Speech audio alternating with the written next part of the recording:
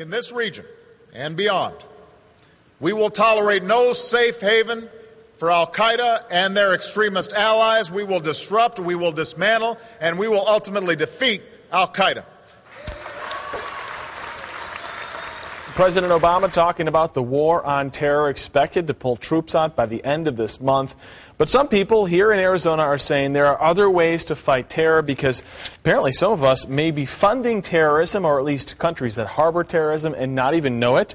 Mark Langerman is out of Scottsdale. He's with a company that has a website and a company that's basically trying to fight this, trying to provide portfolios of stocks that don't include companies that harbor terrorism or encourage terrorism. Okay, Mark, so are these companies that we know about that are funneling money into countries that may be supporting terrorism? Yeah, a lot of them are household names. There's about 600 right now globally, publicly traded companies that people own in their retirement plans and their mutual funds, things along those lines, that do business in the 4 countries that the U.S. has deemed to be state sponsors of terrorism. And so these are major companies. Are they U.S.-based companies or are these foreign-based companies? Because I would assume they must be foreign-based companies. Well, it's a good assumption. There's a lot of foreign-based companies, and about 15% of them right now are U.S. companies.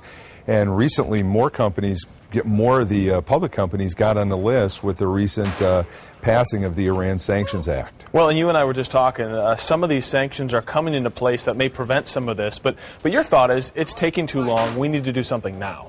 Absolutely. It's much like the divestment movement in South Africa in the 80s.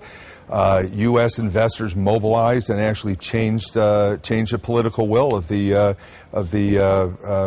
administration there, and made a huge difference in people's lives.